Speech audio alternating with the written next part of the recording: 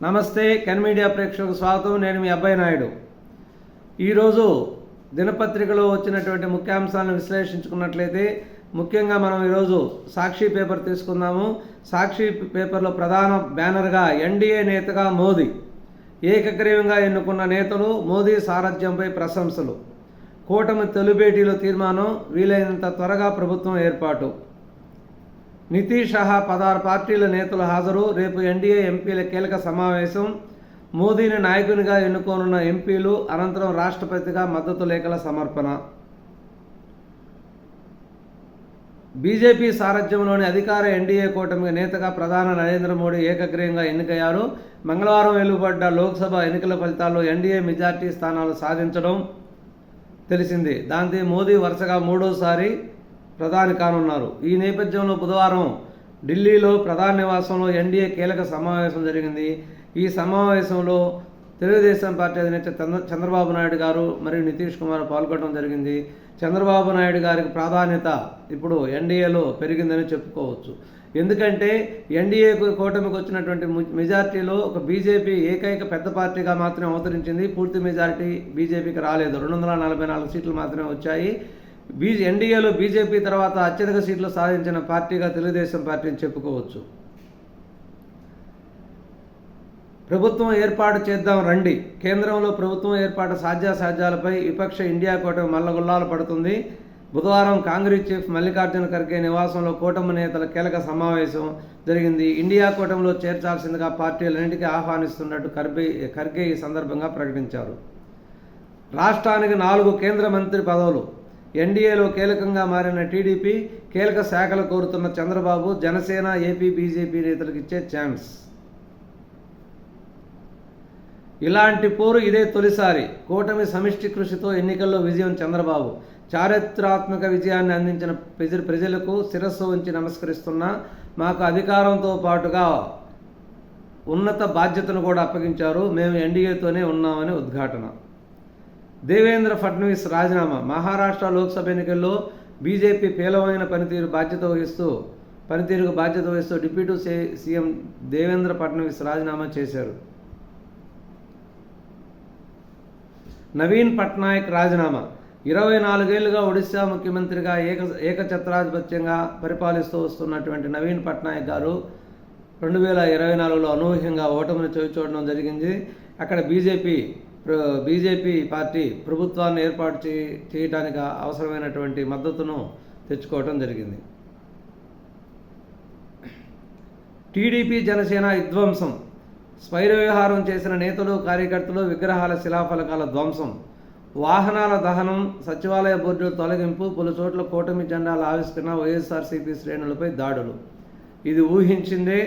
ఎందుకంటే అంతకుముందు వాళ్ళు వైఎస్ఆర్సీపీ కార్యకర్తలు కానీ నాయకులు కానీ ఆ విధంగా ప్రవర్తించి ప్రజల యొక్క మనోభావాలని, ప్రతిపక్ష పార్టీల యొక్క మనోభావాలని దెబ్బతీయడం జరిగింది. దానికి ప్రతిఫలంగా ఈ సంఘటనలు అనేవి జరుగుతున్నాయి. వైఎస్ఆర్సీపీ నేతపై హత్యాయత్నం. కొడవలతో నరికిన టీడీపీ కార్యకర్త శ్రీ సత్యసాయి జిల్లాలో ఘటన. టీడీపీ వేధింపులకు వైఎస్ఆర్సీపీ సోషల్ మీడియా కన్వీనర్ బలి. ఈ విధంగా సాక్షి దినపత్రికలో ప్రధాన సంచికలు రావడం జరిగింది.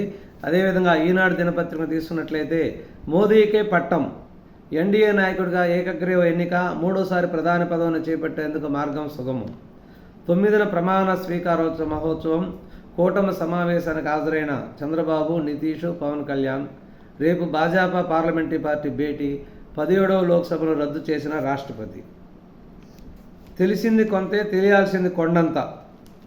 వైకాపా ప్రభుత్వంలో ఎన్ని కుంభకోణాలు జరిగాయో లోతుల్లోకి వెళ్ళి శోధించాలి. ఎన్ని అప్పులు తెచ్చారో, ఎక్కడి నుంచి తెచ్చారో తెలియదు. జగన్ విధ్వంసం చేస్తున్న వ్యవస్థలన్నింటినీ కూడా గాడిన పెడతాం. చంద్రబాబు ఉద్ఘాటన.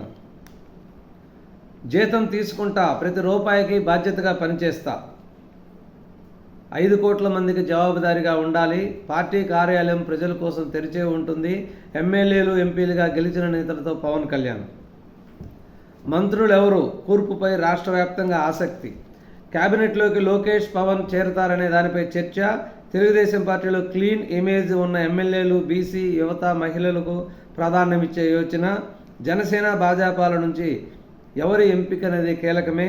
తెలుగుదేశం పార్టీ అవకాశాలను ప్రభావితం చేయనున్న మిత్రపక్షాల కూర్పు. 12న ప్రమాణ స్వీకారం. అంటే ముందుగా 9వ తేదీ అనుకున్నారు, కానీ 9వ తేదీ ప్రధానమంత్రి నరేంద్ర మోడీ తిరిగి మళ్ళీ ప్రధానమంత్రిగా ప్రమాణ స్వీకారం చేస్తున్నారు. కాబట్టి ఇక్కడ నారా చంద్రబాబు నాయుడు గారు దాన్ని 12వ తేదీకి మార్చుకోవడం జరిగింది. ఇక్కడ ముఖ్యమంత్రిగా ప్రమాణ స్వీకారోత్సవాన్ని. కాబట్టి అక్కడ 9వ తేదీ జరిగిన వెంటనే, ఎందుకంటే ప్రమాణ స్వీకారోత్సవానికి ఇద్దరు ఒకరికొకరు అటెండ్ కావాలి కాబట్టి దాని డేట్లు మార్చుకోవడం జరిగింది. భాజపాకు చేతికి పగ్గాలొద్దు, ప్రజల మనోభీష్టం ఇదే, తగిన సమయంలో సరైన అడుగులు వేస్తాం, పార్టీలు మాతో చేతులు కలపాలి, ఇండియా కూటమి నేతలతో తొలి భేటీలో ఖర్గే. రాష్ట్రంలో ఎన్డీఏ కూటమికి 58.22% ఓట్లు, వైకాపాకు 39.37, వ్యత్యాసం 15.91. వైకాపా కంటే కూటమికి 53,72,166 ఓట్లు అధికం. సొంతంగా 45.60 పర్సెంటేజ్ ఓట్లు సాధించిన తెలుగుదేశం పార్టీ. అమ్మయ్య, స్వేచ్ఛ దొరికింది, ఊపిరి పీల్చుకుంటున్న అధికారులు, ప్రజాప్రతినిధులు. గత ప్రభుత్వ హయాంలో ట్యాపింగ్పై తీవ్ర ఆరోపణలు, సర్కారు మారడంతో సాధారణ కాల్స్ చేస్తున్నటువంటి అధికారులు, నేతలు.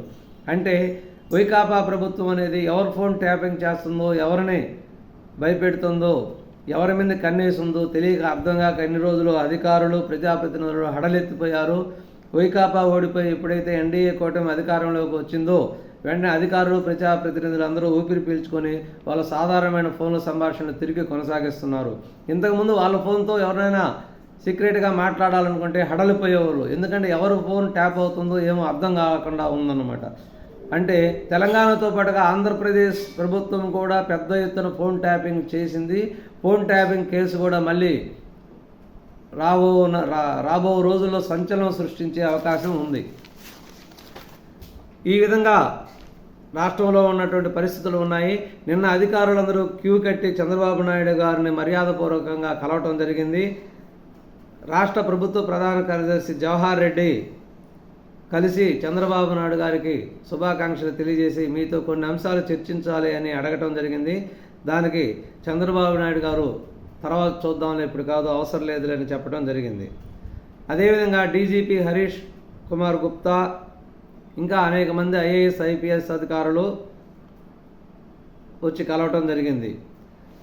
ఇక ఆంధ్రజ్యోతిలో ప్రధాన విషయాలు చూసుకున్నట్లయితే, తప్పులు తేల్చే టైం, సచివాలయంలో ఫైళ్లన్నీ కట్టుదిట్టం, కక్ష సాధింపుల సిట్ ఆఫీసుకి సీల్, పోలీసుల ఐటీ వింగ్ ఆధీనంలో ఈ ఆఫీస్.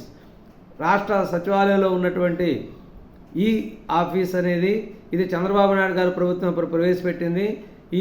ఈ ఆఫీసులో ఉన్నటువంటి ఫైళ్లు మాయమవ్వకుండా, దగ్ధం కాకుండా దీన్ని పోలీసుల యొక్క ఆధీనంలోకి తీసుకున్నారు. నిన్న ఆంధ్రప్రదేశ్ గవర్నర్ అబ్దుల్ నజీర్ రంగంలో దిగి అనేక ఆదేశాలు ఇవ్వటం జరిగింది. సచివాలయం నుంచి ఏ ఒక్క పేపర్ కూడా బయటికి పోకూడదు, సిట్ ఆఫీస్కి వెంటనే సీలు వేయండి అని చెప్పడం జరిగింది. మీ సేవలేక చాలు, త్వరగా సెలవుపై వెళ్ళిపోండి, బాబు ప్రమాణ స్వీకారం చేయకముందు వెళ్తే మంచిది. సిఎస్ జవహర్ రెడ్డికి సంకేతాలు, ఏకపక్ష వ్యవహార శైలి ఫలితం ఇది. నిన్న అంటే చంద్రబాబు నాయుడు గారిని కలిసి వచ్చిన తర్వాత ఉన్నతాధికారులు చాలామంది జవహర్ రెడ్డికి సలహా ఇవ్వడం జరిగింది. వీలైనంత త్వరగా మీరు సెలవు పెట్టి వెళ్ళిపోండి, ఇది బాబు ప్రమాణ స్వీకారోత్సవానికి ముందే పోతే మంచిదని చెప్పడం జరిగింది.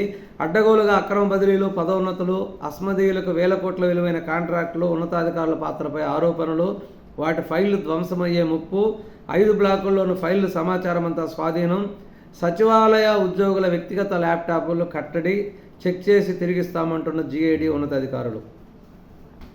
కొల్లి రఘురామరెడ్డి సిట్ కార్యాలయానికి తాళం, ఏపీఎస్పీ కాపలా, అన్ని పోస్టుల నుంచి city chief Kolli out, DGP కార్యాలయంలో రిపోర్ట్ చేయాలని డీజీపీ ఆదేశము.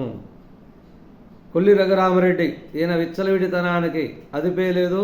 చంద్రబాబు నాయుడు గారి అరెస్టులో కూడా కీలక పాత్ర వహిస్తూ ఈయన ఆధ్వర్యంలోనే అరెస్టు జరిగింది. ఈ కింద మాదే రాజ్యం, మాకు తిరుగులేదు అనే విధంగా వీళ్ళ యొక్క ప్రవర్తన ఉన్నది. ఇప్పుడు ఎక్కడో డీజీపీ కార్యాలయంలో ఒక అటెండర్ మాదిరిగా కూర్చోవలసిన పరిస్థితి ఏర్పడింది. అంతే, ఎవరు చేసుకున్నది వాళ్ళకే. ఎన్డీఏ సారథిగా మళ్ళీ ఏకగ్రీవ వెనుక కూటమి భేటీలో బాబుకు ప్రాధాన్యం.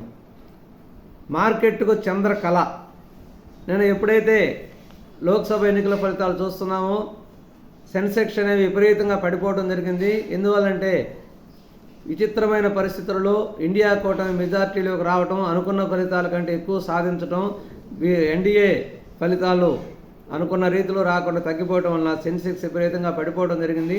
తర్వాత చంద్రబాబు నాయుడు గారు ఎప్పుడైతే ఎన్డీఏకి భరోసా ఇస్తూ మేము ఎన్డీఏ వైపే ఉంటామని చెప్పినప్పుడు వెంటనే మళ్ళీ భారీ కొనుగోళ్లు జరిగి సెన్సెక్స్ అనేది 2303 పాయింట్లు అనేవి పెరగడం జరిగింది.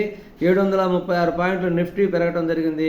హెరిటేజ్ ఫుడ్స్ 20% వృద్ధి చెందింది. 13,22,000 కోట్ల సంపద అనేది వృద్ధి జరిగింది హెరిటేజ్లో. ఉడా ఆఫీస్ వద్ద రియల్ వ్యాపారాలు, పోలీసులు అవినీతి సొమ్ములో కొంత కక్కిచ్చారు. ఇది highlight. UDA vice chairman Narasaraopet UDA chairman అవినీతిపై రియల్టర్ల తిరుగుబాటు, వైసీపీ అండ చూసుకొని రెచ్చిపోయారని కార్యాలయం వద్ద ధర్నా, మీరు బెదిరించి వసూలు చేసిన 7 కోట్లు కక్కాలని డిమాండ్, అప్పటికప్పుడు 50 లక్షలు తెప్పించి ఇచ్చినటువంటి శ్రీనివాసరెడ్డి. ప్రభుత్వ సలహాదారు పదవికి సజ్జల రాజీనామా, టూ లేట్. మిగిలిన వారి సంగతి ఏంటో. ఏఏజీ పన్నవోలు, పిపి నాగిరెడ్డి కూడా రాజీనామా. జగన్ కేసులో విచారణ వేగవంతం. దాదాపు 130 డిశ్చార్జ్ పిటిషన్ల పరిష్కారం కాలేదు. ఈ కేసుల్లో 2023 నవంబర్ 24వ తేదీ తర్వాత తీర్పులు లేవు. సుప్రీం మార్గదర్శకాలను కోర్టులకు పంపాలి, రిజిస్ట్రీని ఆదేశించిన తెలంగాణ హైకోర్టు ధర్మాసనం. ఇది ఈరోజు ప్రధానమైన విశేషాలు. కాబట్టి మనం తర్వాత వీడియోలో మిగిలిన వాటి గురించి చర్చించుకుందాం. ధన్యవాదాలు.